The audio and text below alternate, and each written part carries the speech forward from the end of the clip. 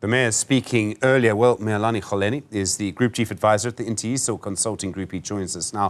Miyelani, good afternoon. Thanks very much indeed for coming in. I mean, the Mayor talks about a backlog. It's a huge... I mean, no metro has 27 billion rand to spend on fixing water. And if we don't, we're going to have major problems in Joburg.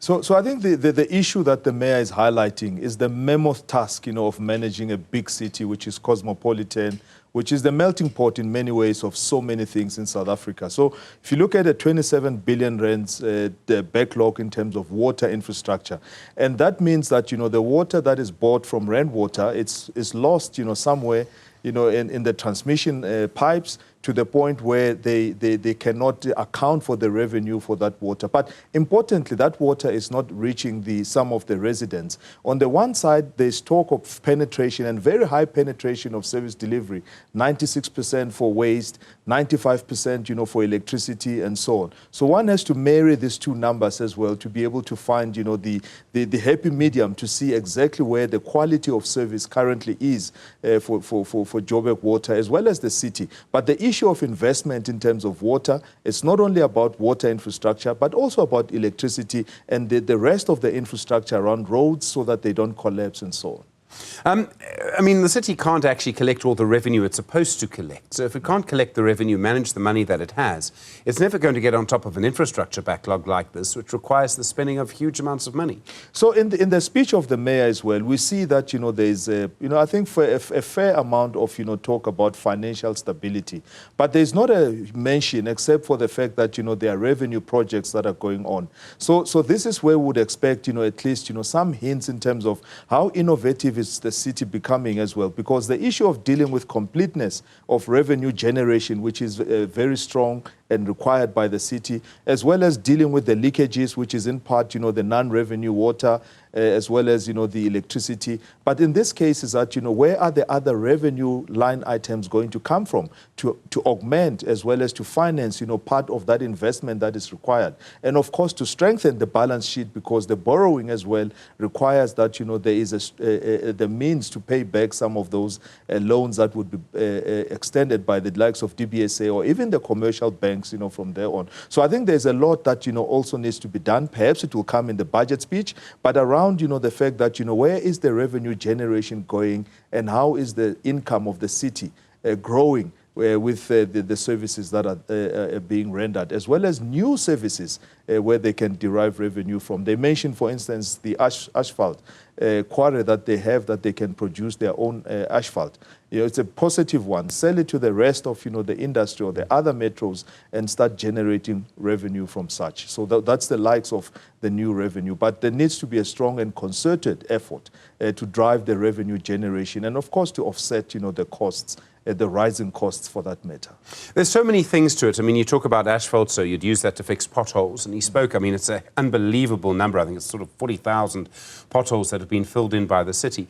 You can fill in as many potholes if you want, but you won't have to fill in potholes if you resurface roads according to the maintenance schedule that roads often have when they're built.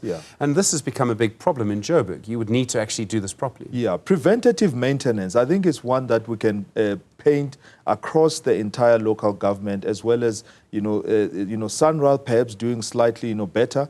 But the issue of preventative maintenance, if it comes to roads, if it comes to general infrastructure, is one that needs to be elevated as well. And there needs to be a lot more capability and capacity put into planning things ahead of time. Because what we are seeing that, if the roads are degraded, it means they are past, their life, time. So that should have been planned, 5, 10 years ago, that there's a new road or there's resurfacing which is going to take place and so on. So the issue of planning, I think, is within the city is one that, we are pointing to sort of a weakness that across the board, the planning cycles are continuously being degraded. And we're dealing with reactive, issues. So the forward-thinking side of things is lacking, or at least is not coming to the fore as it should. Of course, it requires that, it has the sophisticated skills as well as the engineers or the accountants and all of the people that make things work, but can forward, plan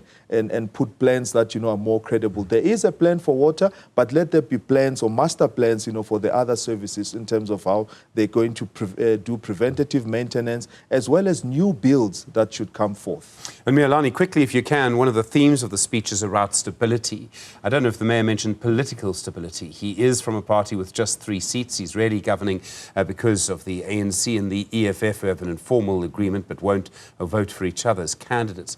Can Joburg have political stability, which would lead to better service delivery in a situation like that? Well, I think, my remark is that, I saw at least the mayor a lot more comfortable this time around, presenting the speech. It may suggest that, they are kind of handling the issue of governance. But Johannesburg as a city is one that has very strong governance and historically has a strong governance ethos, within it. So that, hopefully from the officials is driving the fact that, there must be business as usual, as well as driving, the services. So I think from a political point of view, there's always, changes and machinations and different things that we may not always see in the background. But I think from what we are seeing, they are doing their best to make sure that they hold together a city. And I think the transformation of the city is what faces the coalition as it is. The success of the coalition will be measured on how they follow the Growth and Development Plan 2040 of Johannesburg. That is how you will test, the stability of how the political leadership is holding together, as well as the administrative side. Miyelani, thank you very much indeed. Group Chief Advisor at the Ntiyiso Consulting Group.